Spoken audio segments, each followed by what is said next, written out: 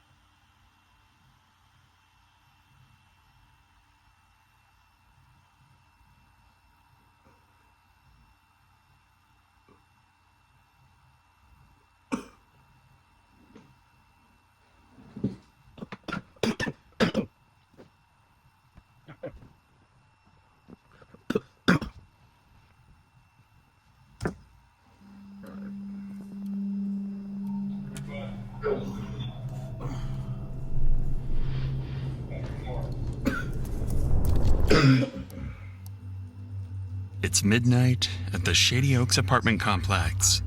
A resident is walking back to his apartment when suddenly he's shot by an unidentified man.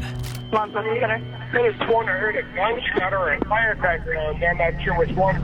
When police rush to the scene, they're immediately faced with a barrage of gunfire targeting anyone who moves, and no idea who or how many shooters are active, all while dozens of innocent lives are at fatal risk.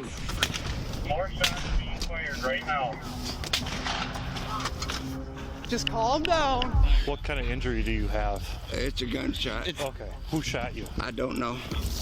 Go get her. I'm gonna get snipers put up on the east side. Yes. Get over here! Get over here! Get down on the ground now! It's heavy, Chad.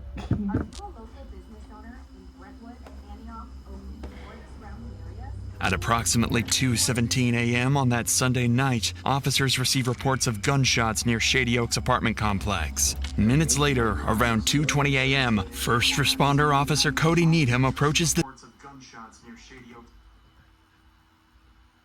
Wait, real quick. Alright, I'm back. Yeah.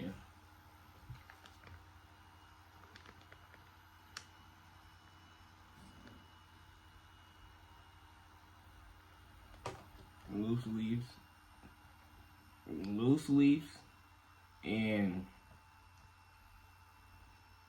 grabber leaves are the best woods to get. But mind you, I don't know if this is like a Cali thing, but roll your papers, get some raw papers, and roll the paper over the raw paper. And I'm gonna do it on stream. I'm gonna show y'all. All right, let's get back to the video. Yeah, I had to get some water because that blinker just fucked me up. 3, 2, 1. First responder officer Cody Needham approaches the scene to investigate. Little does he know, the gunshot reports were part of a trap set by the shooters, and he was driving straight into it.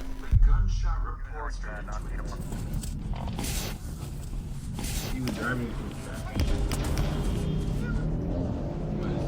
I think I've been shot.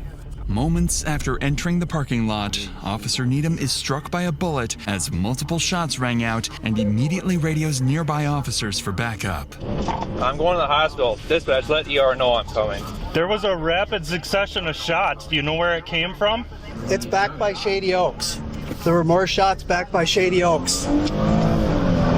Okay, we need to get a perimeter around this building. Multiple units nearby are now en route to Shady Oaks. However, the scale of police response will soon grow much larger as officers realize the severity of the situation and the danger posed to the civilians. But for now, as backup units head towards the scene, Officer Needham speeds towards the hospital, still uncertain how severe his injuries are.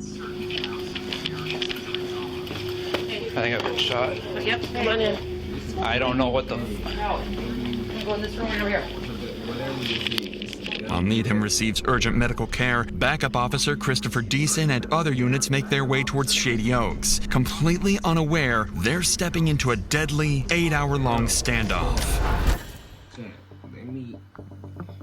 In rapidly chaotic incidents like these, officers have no choice but to make split-second tactical decisions. To fully understand how police manage such dangerous situations, we'll follow every tactic and decision through every stage of the standoff, starting with Officer Deason, who's just arrived on scene to a barrage of gunfire erupting unpredictably.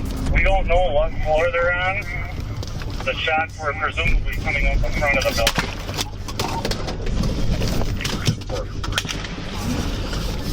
More shots being fired right now.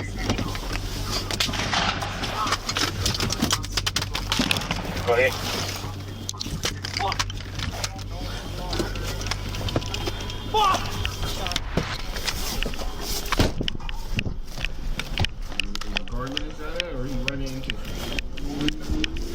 You being shot at? You okay? Just calm down. Calm down. I only have a pencil. I didn't get hit. Phone call. What? Is that your car? Mine over there? Yeah. No. Officer Deason and other responding officers quickly take position behind a water pump house located near the parking lot on the west side of the complex. But there's a more immediate worry weighing on the officers. Many civilians remain unaware and exposed, and every gunshot could mean another innocent resident being targeted. With dozens of innocent lives at stake, Officer Rasmussen and Tim Harves arrive near Deason's location on the west side, positioning themselves nearby to help scan the area and pinpoint where the gunfire is coming from.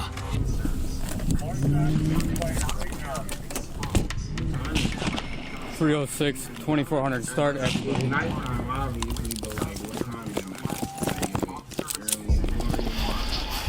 as I got around the corner out here, he started shooting. Me and Decent pull up here. It was what, 3-4 shots? And when I pulled up here before, we got shot at before. So somebody's shooting out the window of the building. Chris, can you come over here? They're shooting at any law enforcement that comes through. If we go out any further, we're going to get shot at. If this is an active shooter, we need to get a team ready. We need to probably start dealing with it. At this stage, the situation facing officers is extremely dangerous. The Shady Oaks apartment complex contains approximately 126 units, and with near zero visibility and gunshots ringing out unpredictably, police have no way of pinpointing exactly where the shooters are located, whether they're barricaded, mobile, or roaming freely, or even how many shooters are active. What's more alarming is that officers don't yet realize they're dealing with a carefully planned ambush, and the next few minutes will make that terrifyingly clear. We want to get eyes on the building. We need to get cars there. We need to get back over here, right? Yeah, so we're probably gonna have to. Where the fuck is this guy? He's close. Yeah. He's outside, I bet.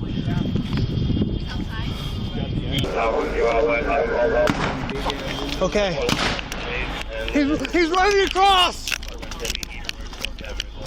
You see him? Watch it. He's running. Where? Where is he running to? North or He south? ran that way, he ran that direction. Running south. I don't know if he got shot at or what, but someone just ran across the back lot. He's running. Back lot.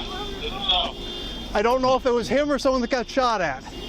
Someone running. Correct, they ran out here in that direction. No, they're behind the trees here. Other side of the trees. What? Is that? You think that's a high-powered rifle? Or... Something high.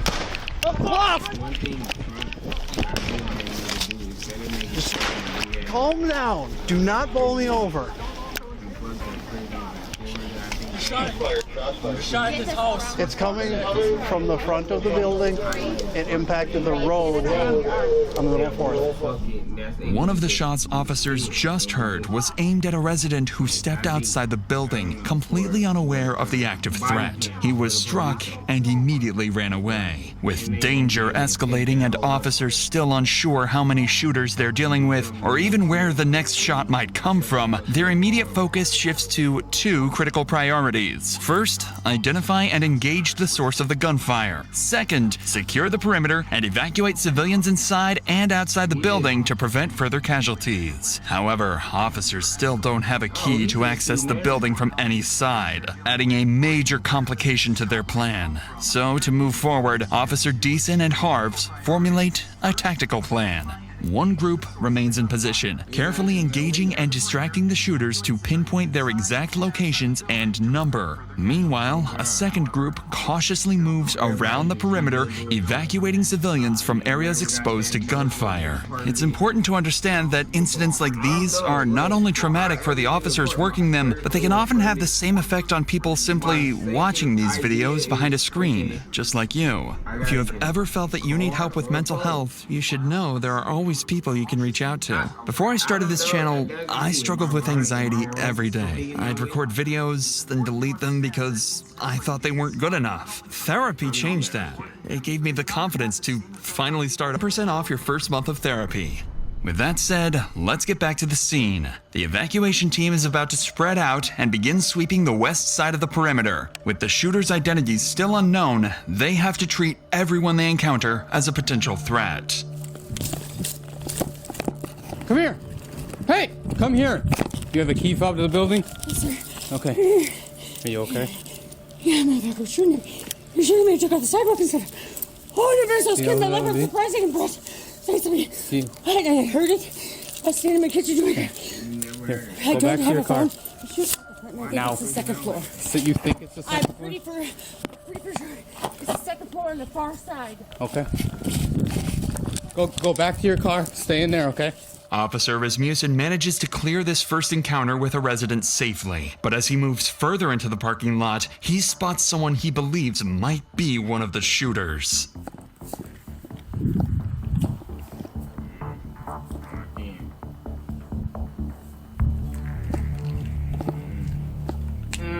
Look at that nigga stats, nigga. He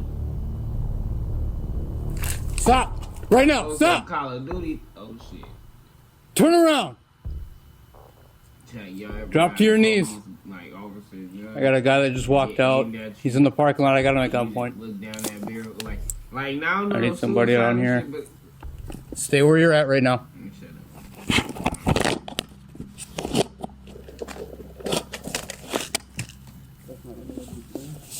Okay, we got somebody shooting from your building right now.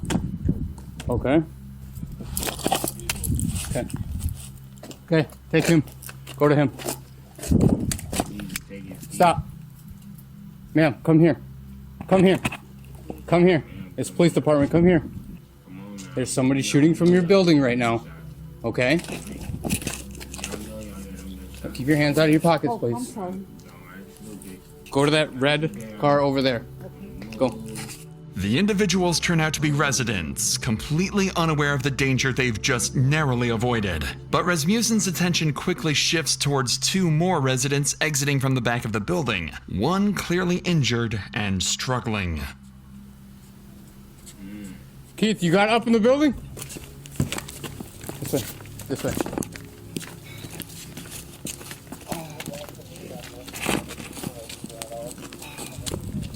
Okay, come on.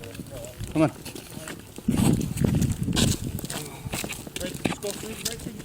Okay, right here.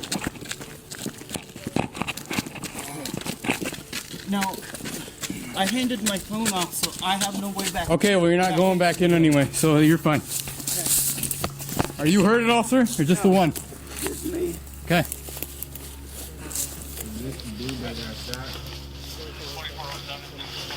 I'm right here. Okay. That light pole right there. The light. Okay. What kind of injury do you have? It's a gunshot. Okay. Who shot you? I don't know. I come out that door we just came out of, was facing that way, and that's when I got shot. Okay. Come right over here, sir. Just hop right into the back seat on that side.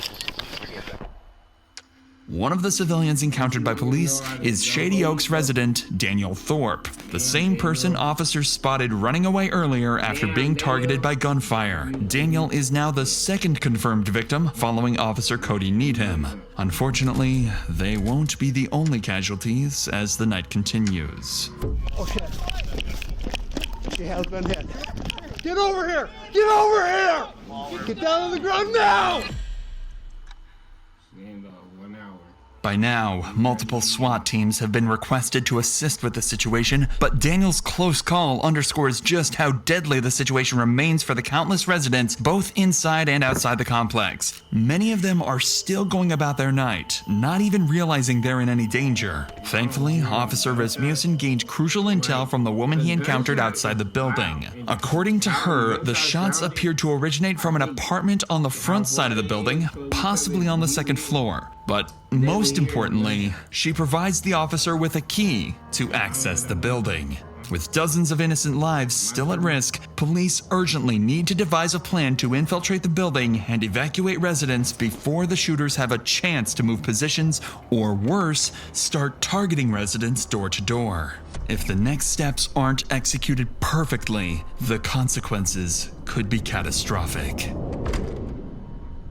With this in mind, Officer Tim Harves repositions to a parking lot near Giant Wash Skyline Express just southeast of Shady Oaks to meet with command, await incoming SWAT teams, and strategize their next move. We haven't been able to get... They were thinking maybe like second floor, but now Chris is saying there's movement on 7th, but there's movement all over if you watch those windows. Nobody's identified where or who. Once I get more SWAT bodies in, I'm going to start forming up some perimeter teams to take over on perimeter. I'm going to get snipers put up on the east side. Yes, yeah. So that they can kind of get all the eyes shots have been coming from the front of the building. By this stage, police have gained important but conflicting information about the shooters. Witnesses indicate activity on the second floor at the front of the building, yet Officer Deason's group has reported suspicious movement higher up, possibly as high as the 7th floor. With these conflicting reports, the situation remains risky and unpredictable. So, to gain some control, multi-jurisdictional SWAT teams are now en route to help secure the building's perimeter, deploy snipers, and infiltrate the complex to evacuate civilians trapped inside. In the meantime, Officer Christopher Deason and his group continue to hold a critical position at the west end, actively scanning the building to pinpoint how many shooters they were dealing with and their locations. Shots fired, shots fired. Yep.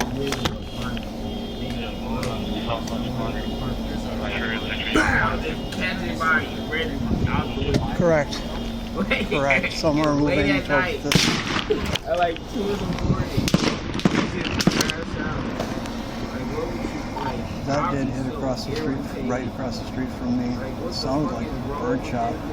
While Officer Deason's team continues to hold their position on the west side, a critical oversight is exposed in the perimeter setup. Road closures intended to prevent civilian traffic from entering the active shooting zone weren't established quickly enough, allowing unaware drivers to slip through. This major flaw is about to lead to disastrous consequences. What? Oh. Well, you don't go out there. Go! Go! Go! Go! Get out! Fuck. Fortunately, this first vehicle manages to pass without getting hit. But just minutes later, officers spot another set of headlights approaching, heading directly into the line of fire.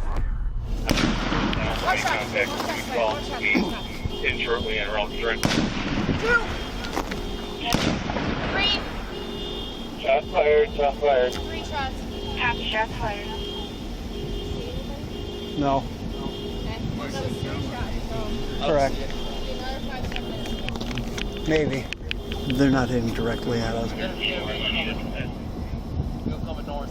Yep. Vehicle coming northbound on 4th. Officers quickly realized the rapid succession of shots was not directed at them, but at a civilian vehicle passing by the front of Shady Oaks. After being hit, the driver continues forward, eventually stopping on the west side, still within the active firing zone, but close to where officers are positioned. That's when they hear the driver's disturbing screams. Shooting from the apartment window. Get over here! You might have to wait. Oh shit. Oh fuck that! So I didn't even beat that nigga ass. Yeah. She has been hit. I gotta be doing this move. I know. I should have known. Do you have a tourniquet on you? Yeah. Okay. I think it's just through and through. How's my girlfriend? Yeah, we can't get up there right now. We cannot get up there right now. The injured driver was struck in the leg and is rapidly losing blood. Officers quickly apply a tourniquet to control the bleeding and stabilize him until he can be transported to the hospital. But before they can even catch their breath, another serious problem appears. Other residents and civilians continue to pass close to the active firing zone, oblivious to the lethal danger surrounding them. That's when Officer Deason spots something alarming. Someone riding on a bicycle is suddenly seen riding straight through the active firing zone, heading directly towards officers. The guy is leaving on a bike right now. You can stop that guy on the bike. Get your hands up. Get over here. Get over here. Get down on the ground. Get down on the ground now. I am. What the fuck? We got people shooting out of that building at us. Shit. We don't know if it's you yet. No, sir. We don't know that yet. Okay. We got him proned out right here. We're checking him. I didn't hear no gunshots. Are you kidding? You guys scared the fuck out of me. How do you think we feel? Well, I didn't know there was people shooting each other. What's happening over there? Get them to crawl over here. What's happening over there? Get over here. Okay, crawl. Crawl over here. Come up by the building here where you're safe. All right, put your hands down again. We just had somebody get shot out in the street from here. You have anything on you? No, sir. Can you take the bags off me, please, so you can look at? You can search me if you take the bags off. Oh. This bag just has a hammer and some tools. Okay, it's not him, obviously. Stay down. Okay, it's obviously not him. Okay, why don't you come up here, sir? Come up by the building where you're safe. Okay, now you hear what we're dealing with? Thankfully, officers quickly determined the biker was not a threat, managing to pull him to safety before he was harmed. Immediately afterwards, police units quickly finished establishing roadblocks around the complex, finally preventing further civilians from entering the danger zone. With no targets in sight, the shooting abruptly stops. This brief pause gives officers an opportunity to reassess their positions as they wait for SWAT support, unaware of the violent escalation just hours away. Parker 304 is also primary. That's him? 428. Do you think it's gone quiet because he just hasn't had anything to shoot at? Yeah, possibly.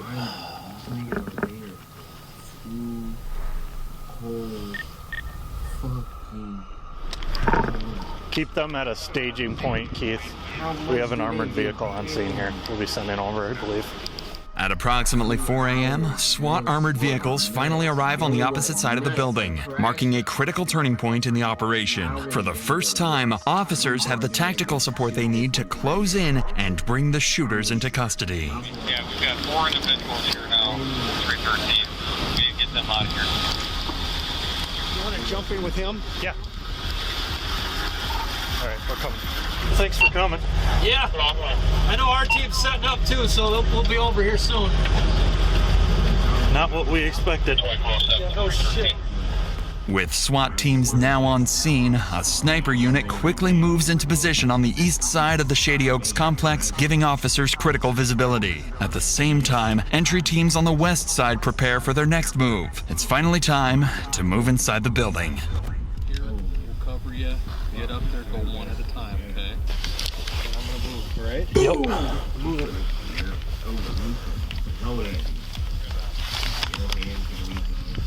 306, we're by the dumpster where you were. What's your 20?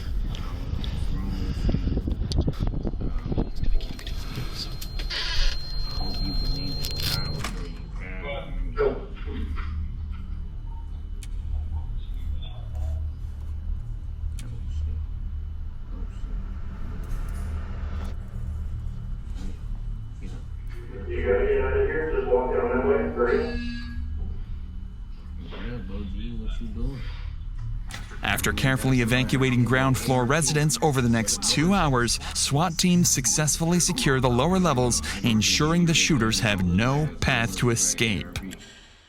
As the sun rises over Shady Oaks, police gain a critical advantage: daylight. With improved visibility, they deploy drones overhead, giving officers a clear, real-time view of the complex. As the drone hovers above Shady Oaks, officers notice movement on the 3rd floor. Someone barricaded near a window in apartment 303. Snipers positioned across the street quickly adjust their aim towards the apartment, while officers remain on high alert, knowing other suspects could be hidden throughout the building. Over the next hour, tensions escalate as the barricaded shooter fires and destroys a police drone monitoring his position. At around 8 a.m., negotiation teams attempt to make contact, urging the shooter to surrender peacefully. But despite repeated attempts, he refuses to respond. And with peaceful options exhausted, an armored SWAT vehicle pulls up directly into the shooter's line of sight, preparing to launch enough tear gas canisters to saturate the entire apartment.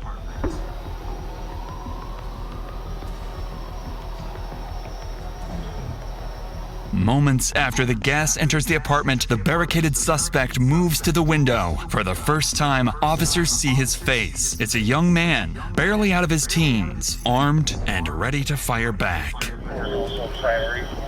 Following the shooter's reaction, a single, carefully aimed sniper shot shatters the apartment window, sending shards of glass directly into the shooter's forehead. Moments later, he appears from the window holding a towel to his face, clearly weakened and disoriented. A SWAT team immediately rushes to apartment 303 to apprehend the shooter. Inside, they find him wounded but cooperative, quickly placing him into custody and escorting him out of the building. Apartment 304 is also priority.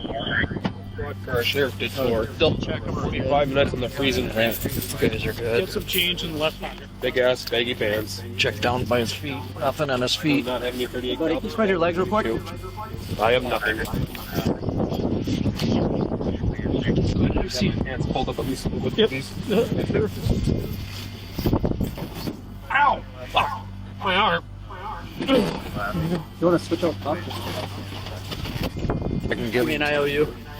The shooter is soon identified as Devin Matthew Wayland. Inside his apartment, officers recover multiple firearms, including the rifle used throughout the standoff. Officers continue to search the complex, and after a thorough sweep, they find no other threats, confirming Devin was the only shooter. As he is transported to the hospital for medical treatment, detectives begin rehashing details of the shooting. That's when they make a troubling discovery. The initial 911 call reporting fireworks had been placed by Devin himself. Come on, buddy. I could have sworn I heard a gunshot or a firecracker, and I'm not sure which one. Investigators quickly realized the call was a deliberate attempt to lure responding officers directly into his line of fire. Given the calculated nature of the ambush, they suspect that Devin may not have acted alone, that he could be linked to a larger threat, perhaps associated with an extremist group or a broader violent plan. With this in mind, detectives bring Devin straight into an interrogation room as soon as he is medically cleared, urgently seeking answers about his true motives and whether any additional attacks were placed. Hey, Devin. Hello. How are you? I've been better. Yeah, it looks like it. Doing okay though? Is that okay if we visit? Yeah. Okay. Now, let's back up to the day before the incident and just talk to us about your day and kind of what's going on. Everything seemed alright, everything seemed fine. But, Okay. These ex-friends of mine, they wanted to hang out with me, and it was gonna be his girlfriend's birthday, 21st birthday, so they wanted to party and drink. Well, I do like political discussion. I like to see people's views and ask them why they think of that so I can respect them deeper and Like view them. political stuff? Yep. Okay. But it just turns out that they're ex-tweakers, and I think one guy was tweaking there. This guy's name was Seth something. And they're all like they're saying I'm getting in their face and screaming at them. I'm partially deaf from working in machinery. I said, I'm sorry, I'll get down on my hands and knees, I'll show you I'm not being violent. And this woman was saying, get on my man's face. And I'm like, I'm not on your man's face, I'm just saying, this is how I view about the situation, because how can I respect you? You've been nothing but nice to me, so she has until this point on. And Judd said, get off his face. I said, I'm not on your face. He pushed me. He was trying to fight me, so I fought him, and Jordan got on me and he tried fighting me, and he claimed he was trying to make sure there would be no fight to happen, but that was the last straw. And for some reason, I felt like because no one would believe my side of the story, I had my firearms out and ready to use, just in case anything did happen, which I didn't want it to, but I had an accidental discharge of my Mosin-Nagant rifle and had one bullet for it. I'm not sure. What kind of rifle was it? Mosin-Nagant. Okay. It was a mental slip up. I haven't been employed in a year. And my grandfather died 3 years ago. I just wanted it, and I didn't want to ever shoot a cop. That's why I surrendered. Were you aiming at anything throughout Just the 75 cars, rounds? just the cars, trying to get the cops to come so they'd shoot me. I didn't want to shoot the cops. I didn't want to shoot anybody else. I just wanted to shoot the cars so that they would shoot me. But And is that from alcohol, or I were couldn't you- myself. It's against my own views. I would have to have somebody else theoretically. So that's where that idea. I know it sounds really fucked up. I wanted to live. I tried telling myself this and that, but under last night's situation or ordeal, it just got too much to me too fast. So, do you remember what exactly you told the dispatcher when you called in? It sounded like there was a gunshot or fireworks or some type of discharge, like some type of fire shot. So if you said the word fireworks, would you mean fireworks from a gun or actually fireworks? I don't know. Did I say fireworks? Or you could You might have. I don't know if I did. I don't know if I did. Perhaps the most striking thing about Devin's confession is his description of feeling trapped between a desperate wish to die and an inability to harm himself. A psychological state commonly known as suicide by cop, where someone intentionally provokes law enforcement into using deadly force to end their own life. Following the interrogation, detectives determined that Devin Wayland acted alone, ruling out connections to any larger extremist groups. Devin admitted to intentionally provoking police to respond with deadly force, driven by anger and humiliation after an earlier confrontation at a party. Thankfully, the 3 victims wounded in the shooting, including Officer Cody Needham, would ultimately recover from their physical injuries. When Devin's case reached trial, Minnesota's Court of Appeals rejected the argument that his actions were solely driven by suicidal intent. Although Devin claimed that provoking police into shooting him was his primary goal, the court found his broader actions of repeatedly firing at officers and civilians to clearly indicate a deliberate intention to kill or seriously injure others. Devin's defense team argued that severe mental health issues were primarily responsible for his violent rampage, but the jury was unconvinced, finding Devin guilty of 3 counts of first-degree attempted murder and 3 counts of second-degree assault. He was sentenced to 50 years in prison. Damn, he got 50.